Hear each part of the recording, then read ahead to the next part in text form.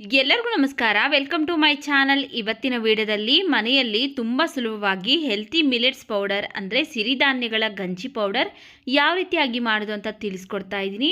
ನಾವು ಹೊರಗಡೆ ಅಂಗಡಿಯಿಂದ ತಗೊಂಬಂದು ಕುಡಿಯೋದಕ್ಕಿಂತ ಈ ರೀತಿ ಕಡಿಮೆ ಖರ್ಚಿನಲ್ಲಿ ಮನೆಯಲ್ಲಿ ಆರೋಗ್ಯಕರವಾಗಿ ಸುಲಭವಾಗಿ ಯಾವುದೇ ಪ್ರಿಸರ್ವೇಟಿವ್ ಇಲ್ಲದೇ ಮಾಡ್ಕೊಳ್ಬೋದು.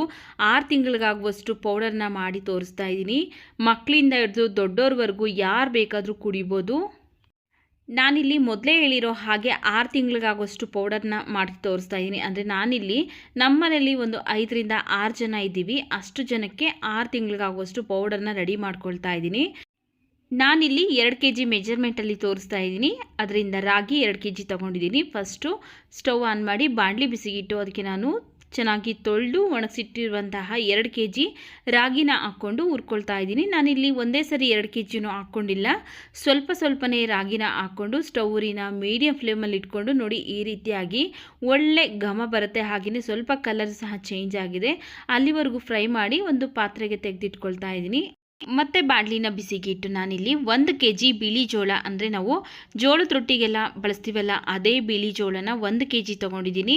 ಸ್ವಲ್ಪನೇ ಹಾಕ್ಕೊಳ್ತಾ ನಾವು ಈ ರೀತಿಯಾಗಿ ಎಲ್ಲ ಜೋಳನೂ ಸಹ ಚೆನ್ನಾಗಿ ಫ್ರೈ ಆಗಬೇಕು. ಆ ರೀತಿಯಾಗಿ ಸ್ಟೌರಿನ ಮೀಡಿಯಂ ಫ್ಲೇಮಲ್ಲಿ ಇಟ್ಕೊಂಡು ಹುರಿದು ತೆಗಿತಾ ಇದ್ದೀನಿ. ಆನಂತರ ಅದೇ ಬಾಣಲಿಗೆ 1 kg ಕೆಂಪು ಅಕ್ಕಿನೂ ಸಹ ನಾವು ಸ್ಟೌರಿನ ಮೀಡಿಯಂ ಫ್ಲೇಮಲ್ಲಿ ಇಟ್ಕೊಂಡು ಚೆನ್ನಾಗಿ ಹುರ್ಕೊಳ್ಬೇಕು. ನೋಡಿ ಈ ರೀತಿಯಾಗಿ ಪ್ರತಿಯೊಂದನ್ನು ಸಹ ಎಲ್ಲೂ ಹಸಿದಾಗಿರಬಾರ್ದು, ಎಲ್ಲ ನೀಟಾಗಿ ಫ್ರೈ ಆಗಬೇಕು. ಆ ರೀತಿ ಫ್ರೈ ಮಾಡ್ಕೊಳ್ಬೇಕು. ಅಕ್ಕಿ ಫ್ರೈ ಮಾಡ್ಕೊಂಡಾದಮೇಲೆ ಇಲ್ಲಿ ನಾನು 1 kg ಕೆಂಪು ಜೋಳ, ಇಲ್ಲಿ ಬಿಳಿ ಜೋಳ ಬರುತ್ತಲ್ಲ ಅದೇ ರೀತಿಯಾಗಿ ಕೆಂಪು ಜೋಳನೂ ಸಹ ಸಿಗುತ್ತೆ. ಅದನ್ನು ಸಹ ಸ್ಟೌರಿನ ಮೀಡಿಯಂ ಫ್ಲೇಮಲ್ಲಿ ಇಟ್ಕೊಂಡು ಚೆನ್ನಾಗಿ ಫ್ರೈ ಮಾಡ್ಕೊಳ್ಬೇಕು. ಆ ನಂತರ ಇಲ್ಲಿ ನಾನು ಅರ್ಧ kg ಹೆಸರು ಕಾಳನ್ನು ಅಷ್ಟೇ ಪ್ರತಿಯೊಂದನ್ನು ನಾವು ನೀಟಾಗಿ ಸ್ಟೌರಿನ ಮೀಡಿಯಂ ಫ್ಲೇಮಲ್ಲಿ ಇಟ್ಕೊಂಡು ಒಳ್ಳೆ ಘಮ ಬರೋವರೆಗೂ ಫ್ರೈ ಮಾಡ್ಕೊಳ್ಬೇಕು. ಹೆಸರು ಕಾಳು ಹುರ್ಕೊಂಡಾದಮೇಲೆ ಅರ್ಧ kg ಸೋಯಾ ಕಾಳು, ಪ್ರತಿಯೊಂದು ಕಾಳನ್ನು ಅಷ್ಟೇ ನಾವು ಎಲ್ಲೂ ಹಸಿದಾಗಿ ಇರಬಾರ್ದು, ಅಂದರೆ ಕಾಳು ಎಲ್ಲೂ ಹಸಿ ಕಾಳು ಇರಬಾರ್ದು. ಸ್ಟೌರಿನ ಮೀಡಿಯಂ ಫ್ಲೇಮಲ್ಲಿ ಇಟ್ಕೊಂಡು ಪ್ರತಿಯೊಂದು ಕಾಳು ಸಹ ಫ್ರೈ ಆಗೋ ಥರ ಫ್ರೈ ಮಾಡ್ಕೊಳ್ಬೇಕು. ನೋಡಿ ಈ ರೀತಿಯಾಗಿ ಸೋಯಾ ಕಾಳು ಫ್ರೈ ಮಾಡ್ಕೊಂಡಾದಮೇಲೆ ಇದಕ್ಕೆ ನಾನು 1 kg ಗೋಧಿ, ನಾನಿಲ್ಲಿ 2 kg ರಾಗಿಗೆ 1 kg ಗೋಧಿ ಹಾಗೆಯೇ 1 kg ಜೋಳನ ತಗೊಂಡಿದ್ದೀನಿ. ಗೋಧಿನೂ ಅಷ್ಟೇ ಚೆನ್ನಾಗಿ ನೀಟಾಗಿ ವಾಶ್ ಮಾಡಿ ನಂತರ ಚೆನ್ನಾಗಿ ಒಣಗಿಸಿ ತಗೊಂಡಿದ್ದೀನಿ. ಪ್ರತಿಯೊಂದನ್ನು ಅಷ್ಟೇ ನಾವಿಲ್ಲಿ ಚೆನ್ನಾಗಿ ಹುರ್ಕೊಳ್ಬೇಕಾಗುತ್ತೆ. ಗೋಧಿ ಹುರ್ಕೊಂಡಾದಮೇಲೆ ಮುಸ್ಕಿನ ಜೋಳ 1 kg ತೊಗೊಂಡಿದ್ದೀನಿ. ಸ್ವೀಟ್ ಕಾರ್ನ್ ಅಂತಾರಲ್ಲ ಅದು ಚೆನ್ನಾಗಿ ಒಣಗಿರುವಂತಹ ಸ್ವೀಟ್ ಕಾರ್ನ್ ಇದು. ನೋಡಿ ಈ ರೀತಿಯಾಗಿ ಜೋಳನೂ ಸಹ ಹುರ್ಕೊಂಡಾದಮೇಲೆ ಅರ್ಧ kg ಹುರುಳಿಕಾಳು. ನಾನು ಏನು ಕೇಳ್ತಾ ಇದ್ದೀನಿ ಅಂದರೆ ಚೆನ್ನಾಗಿ ಹುರ್ಕೊಳ್ಬೇಕು, ಅಂದರೆ ಎಲ್ಲೂ ಸಹ ಹಸಿದಾಗಿರುವಂಥ ಕಾಳು ಇರಬಾರ್ದು. ಹಸಿ ಕಾಳು ಏನಾದರೂ ಮಿಕ್ಸ್ ಆಗಿದ್ದರೆ ಬೇಗ ಹುಳ ಬಿದ್ದುಬಿಡುತ್ತೆ. ಅದರಿಂದ ಪ್ರತಿಯೊಂದು ಕಾಳನ್ನು ಸಹ ಚೆನ್ನಾಗಿ ಹದವಾಗಿ ಹುರ್ಕೊಳ್ಬೇಕು. ನೋಡಿ ಇಲ್ಲಿ ಹುರುಳಿಕಾಳು ಹುರ್ಕೊಂಡಾದಮೇಲೆ ನವಣೆ 1/4 kg ತೊಗೊಂಡು ಹುರ್ಕೊಳ್ತಾ ಇದ್ದೀನಿ. ಪ್ರತಿಯೊಂದನ್ನು ಸಹ ನೀಟಾಗಿ ಕ್ಲೀನ್ ಮಾಡಿನೇ ಆ ನಂತರ ಹುರ್ಕೊಳ್ಬೇಕಾಗತ್ತೆ. ನೋಡಿ ನವಣೆ ಹುರ್ಕೊಂಡಾದಮೇಲೆ ಈಗ ಇದಕ್ಕೆ ನಾನು ಸಾಮೆ 1/4 kg ತೊಗೊಂಡಿದ್ದೀನಿ. ಎಲ್ಲವನ್ನು ಸಹ ನಾವು ಸ್ಟೌರಿನ ಲೋ ಟು ಮೀಡಿಯಂ ಫ್ಲೇಮಲ್ಲಿ ಇಟ್ಕೊಂಡು ಕೈ ಬಿಡದೇ ಇರೋ ಥರ ಚೆನ್ನಾಗಿ ಹುರ್ಕೊಳ್ಬೇಕು. ನೋಡಿ ಸಾಮೆ ಹುರ್ಕೊಂಡಾದಮೇಲೆ ಈಗ ಇದಕ್ಕೆ ನಾನು ಅದನ್ನು ಸಹ 1/4 kg ತೊಗೊಂಡಿದ್ದೀನಿ.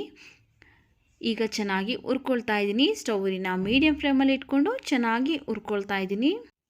ಹುರ್ಕೊಂಡಾದಮೇಲೆ ಇಲ್ಲಿ ನಾನು 1/4 kg ಬಟಾಣಿ, ಒಣಗಿರುವಂತಹ ಬಟಾಣಿನ ಹಾಕ್ಕೊಂಡು ಹುರ್ಕೊಳ್ತಾ ಇದ್ದೀನಿ. ಪ್ರತಿಯೊಂದು ಮಿಲೆಟ್ಸ್ ಎಲ್ಲಿ ಸಿಗುತ್ತೆ ಅಂದರೆ ನಮಗೆ ಮಿಲೆಟ್ ಸ್ಟೋರ್ ಇರುತ್ತೆ, ಅಲ್ಲಿ ಸಿಗುತ್ತೆ. ಬಟಾಣಿನ ಹುರ್ಕೊಂಡಾದಮೇಲೆ ಕಡಲೆಕಾಳನ್ನು 1/4 kg ಹಾಕ್ಕೊಂಡು ಕಪ್ಪು ಕಡಲೆಕಾಳನ್ನು ಹುರ್ಕೊಳ್ತಾ ಇದ್ದೀನಿ. ಮಿಲೆಟ್ ಸ್ಟೋರ್ ನಿಮ್ಮ ಹತ್ರ ಇಲ್ಲ ಅಂದರೆ ಎಲ್ಲ ಥರ ಸೂಪರ್ ಮಾರ್ಕೆಟಲ್ಲೂ ಇವಾಗ ಸಿಗ್ತಾ ಇದೆ. ಪ್ರತಿಯೊಂದು ಮಿಲೆಟ್ಸನ್ನು ಸಹ ಅಂದರೆ ಸಿರಿಧಾನ್ಯಗಳು ಸಿಗ್ತಾ ಇದೆ. ಅದರಿಂದ ನಾವು ಎಲ್ಲಿ ಬೇಕಾದ್ರೂ ತೊಗೊಳ್ಬೋದು. ಕಪ್ಪು ಕಡಲೆಕಾಳು ಹುರ್ಕೊಂಡಾದಮೇಲೆ ಇದಕ್ಕೆ ಕೊರಲೆ ಹಾಕ್ಕೊಳ್ತಾ ಇದ್ದೀನಿ. ಕೊರಲೆನೂ ಸಹ ಹಾಕ್ಕೊಂಡು ಚೆನ್ನಾಗಿ ಹುರ್ಕೊಂಡು ಹಾಗೆಯೇ ಸಜ್ಜೆ 1/4 kg ಹಾಕ್ಕೊಂಡು ಹುರ್ಕೊಳ್ತಾ ಇದ್ದೀನಿ. ಸಜ್ಜೆನೂ ಸಹ ಈ ರೀತಿಯಾಗಿ ಚೆನ್ನಾಗಿ ಹುರ್ಕೊಂಡಾದಮೇಲೆ ಮತ್ತೆ 1/4 kg ಊದಲು ಸಹ ಚೆನ್ನಾಗಿ ಹುರ್ಕೊಳ್ಬೇಕು. ನಾನಿವತ್ತು ಯಾವ ರೀತಿಯಾಗಿ ಮಿಲೆಟ್ಸ್ ಪೌಡರ್ನ ರೆಡಿ ಮಾಡ್ತಾ ಇದ್ದೀನಲ್ಲ, ನೀವು ಸಹ ಅದೇ ರೀತಿಯಾಗಿ ಮಾಡಿಕೊಂಡು ನೀವು 1 ವರ್ಷ ಬೇಕಾದರೂ ಸ್ಟೋರ್ ಮಾಡ್ಕೊಳ್ಬೋದು ಪೌಡರ್ನ. ನೋಡಿ ಇಲ್ಲಿ ಊದಲು ಹುರ್ಕೊಂಡಾದಮೇಲೆ ರಾಜ್ಮಾ 1/4 kg ಹಾಕ್ಕೊಂಡು ಫ್ರೈ ಮಾಡ್ಕೊಳ್ತಾ ಇದ್ದೀನಿ. ನಾನಿಲ್ಲಿ 2 kg ರಾಗಿ ಮೆಜರ್ಮೆಂಟಲ್ಲಿ ಮಾಡ್ಕೊಳ್ತಾ ಇದ್ದೀನಲ್ಲ, ನಿಮ್ಗೇನಾದರೂ ಇದು ಜಾಸ್ತಿ ಅನಿಸ್ತು ಅಂದರೆ ನೀವು 1 kg ಮೆಜರ್ಮೆಂಟಲ್ಲಿ ಇದರಲ್ಲಿ ಅರ್ಧ ಭಾಗದಷ್ಟು ಮಾಡ್ಕೊಳ್ಬೋದು. ನೋಡಿ ರಾಜ್ಮಾ ಹುರ್ಕೊಂಡಾದಮೇಲೆ 1/4 kg ಉದ್ದಿನಬೇಳೆನೂ ಸಹ ಹಾಕ್ಕೊಂಡು ಹುರ್ಕೊಳ್ತಾ ಇದ್ದೀನಿ. ಅಥವಾ ನೀವು ಅರ್ಧ ಕೆ ಜಿ ಮಾಡೋರು ಇದ್ದರೆ ಇದೇ ಮೆಜರ್ಮೆಂಟಲ್ಲಿ ಕಾಲು ಭಾಗದಷ್ಟು ಹಾಕ್ಕೊಂಡು ಮಾಡ್ಕೊಳ್ಳಿ.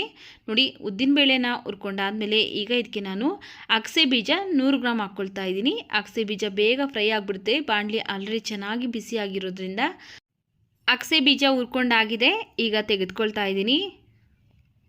ಈಗ ಇದಕ್ಕೆ ನಾನು 100 ಗ್ರಾಮ್ ಆಗುವಷ್ಟು ಕುಂಬಳಕಾಯಿ ಬೀಜ ಅಂದರೆ ಪಂಪ್ಕಿನ್ ಸೀಡ್ಸ್ ಅಂತಾರಲ್ಲ, ಆ ಕುಂಬಳಕಾಯಿ ಬೀಜನ ಹಾಕ್ಕೊಂಡು ಫ್ರೈ ಮಾಡ್ಕೊಳ್ತಾ ಇದ್ದೀನಿ. ನೋಡಿ, ಕುಂಬಳಕಾಯಿ ಬೀಜನೂ ಸಹ ಚೆನ್ನಾಗಿ ಫ್ರೈ ಮಾಡ್ಕೊಂಡಿದ್ದೀನಿ. ಆನಂತರ ಅರ್ಧ ಕೆ ಜಿ ಬಾದಾಮಿನೂ ಅಷ್ಟೇ ಚೆನ್ನಾಗಿ ಫ್ರೈ ಮಾಡ್ಕೊಳ್ಬೇಕು. ನೋಡಿ, ಬಾದಾಮಿ ಸಹ ಚೆನ್ನಾಗಿ ಫ್ರೈ ಮಾಡ್ಕೊಂಡಾಗಿದೆ, ತೆಗೆದುಕೊಳ್ತಾ ಇದ್ದೀನಿ. ಆನಂತರ ಬಾರ್ಲಿ 100 ಗ್ರಾಮ್ ಬೇಕಾಗುತ್ತೆ. ಬಾರ್ಲಿ ಹಾಕೋದ್ರಿಂದ ನಮ್ಮ ದೇಹಕ್ಕೆ ತಂಪು, ಅದರಿಂದ ನೀವು ಬೇಕಿದ್ರೆ 1/4 ಕೆ ಜಿ ಬೇಕಾದ್ರೂ ಹಾಕ್ಕೊಳ್ಬೋದು. ಆನಂತರ 25 ಗ್ರಾಮ್ ಮೆಂತ್ಯ ಹಾಕ್ಕೊಳ್ತಾ ಇದ್ದೀನಿ. ಮೆಂತ್ಯನೂ ಸಹ ಚೆನ್ನಾಗಿ ಹುರಿದು ತೆಗೆದುಕೊಳ್ತಾ ಇದ್ದೀನಿ. ಒಂದು 25 ಏಲಕ್ಕಿ ಹಾಕ್ಕೊಳ್ತಾ ಇದ್ದೀನಿ. ಏಲಕ್ಕಿ ಹಾಕೋದ್ರಿಂದ ಡೈಜೆಷನ್ನು ಸಹ ಚೆನ್ನಾಗಾಗುತ್ತೆ, ಹಾಗೆ ಒಂದು ಒಳ್ಳೆ ಪರಿಮಳ ಬರುತ್ತೆ. ಏಲಕ್ಕಿ ಹುರ್ಕೊಂಡಾದಮೇಲೆ 100 ಗ್ರಾಮ್ ಸಬ್ಬಕ್ಕಿ ಹಾಕ್ಕೊಳ್ತಾ ಇದ್ದೀನಿ. ಸಬ್ಬಕ್ಕಿನೂ ಸಹ ನಾನಿಲ್ಲಿ ಚೆನ್ನಾಗಿ ಹುರ್ಕೊಳ್ತಾ ಇದ್ದೀನಿ.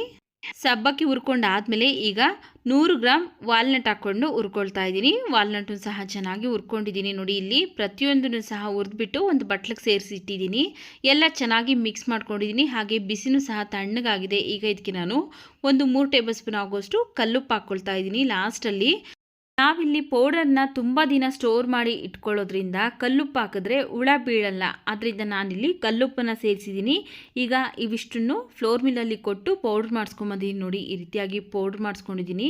ನಾನಿಲ್ಲಿ ಜಾಸ್ತಿ ಕ್ವಾಂಟಿಟಿಯಲ್ಲಿ ಮಾಡೋದ್ರಿಂದ ಮಿಕ್ಸಿಯಲ್ಲಿ ಪೌಡ್ರ್ ಮಾಡ್ಕೊಳ್ಳೋದಕ್ಕಾಗೋದಿಲ್ಲ, ಅದರಿಂದ ಫ್ಲೋರ್ ಮಿಲ್ಲಲ್ಲೇ ಕೊಟ್ಟು ಪೌಡ್ರ್ ಮಾಡಿಸ್ಕೊಂಬಂದಿದ್ದೀನಿ. ನೋಡಿ, ಇಲ್ಲಿ 1-2 ಸ್ಪೂನ್ ಆಗುವಷ್ಟು ಹಿಟ್ಟನ್ನು ಹಾಕ್ಕೊಂಡು ನಾವು 1 ಗ್ಲಾಸ್ ಗಂಜಿನ ಮಾಡ್ಕೊಳ್ಬೋದು. ಗಂಜಿ ಏನಾದರೂ ಬೇಕು ಅಂದರೆ ಕಮೆಂಟ್ ಮಾಡಿ, ನಾಳೆ ನಾನು ಗಂಜಿ ಮಾಡೋ ವಿಡಿಯೋನ ಅಪ್ಲೋಡ್ ಮಾಡ್ತೀನಿ. ಇದನ್ನು ಜರಡಿ ಹಿಡಿದ್ಬಿಟ್ಟು ಒಂದು ಸ್ಟೀಲ್ ಬಾಕ್ಸಲ್ಲಿ, ಒಂದು ಸ್ವಲ್ಪನೂ ತೇವಾಂಶ ಇಲ್ಲದಿರುವಂತಹ ಸ್ಟೀಲ್ ಬಾಕ್ಸಲ್ಲಿ ಸ್ಟೋರ್ ಮಾಡ್ಕೊಳ್ಬೋದು. ಒಂದು 6 ತಿಂಗಳೆಲ್ಲ ವರ್ಷ ಬೇಕಾದರೂ ಸ್ಟೋರ್ ಮಾಡಿಕೊಂಡು ಗಂಜಿ ಮಾಡ್ಕೊಂಡು ಕುಡಿಬೋದು. ನೋಡಿದ್ರಲ್ಲ, ಯಾವ ರೀತಿಯಾಗಿ ಮನೆಯಲ್ಲೇ ಯಾವುದೇ ಪ್ರಿಸರ್ವೇಟಿವ್ ಇಲ್ಲದೇ ತುಂಬ ಸುಲಭವಾಗಿ ಸಿರಿಧಾನ್ಯಗಳ ಗಂಜಿ ಪೌಡರ್ 1 ವರ್ಷಕ್ಕೆ ಅಥವಾ 6 ತಿಂಗಳಿಗಾಗುವಷ್ಟು ಮಾಡೋದು ಅಂತ. ವಿಡಿಯೋ ಇಷ್ಟ ಆಗಿದರೆ ವಿಡಿಯೋಗೊಂದು ಲೈಕ್ ಮಾಡಿ. ಈ ವಿಡಿಯೋ ನಿಮಗೆ ಯೂಸ್ಫುಲ್ ಅನಿಸಿದ್ರೆ ನಿಮ್ಮ ಫ್ಯಾಮಿಲಿ ಫ್ರೆಂಡ್ಸ್ಗೆ ಶೇರ್ ಮಾಡಿ. ನಮ್ಮ ಚಾನಲ್ಗೆ ನೀವಿನ್ನೂ ಸಬ್ಸ್ಕ್ರೈಬ್ ಮಾಡ್ಕೊಳ್ದೆ ನೋಡ್ತಾ ಇದ್ದರೆ ಪ್ಲೀಸ್ ನಮ್ಮ ಚಾನಲ್ಗೆ ಸಬ್ಸ್ಕ್ರೈಬ್ ಮಾಡ್ಕೊಂಡು ಸಪೋರ್ಟ್ ಮಾಡಿ ಸ್ನೇಹಿತರೆ.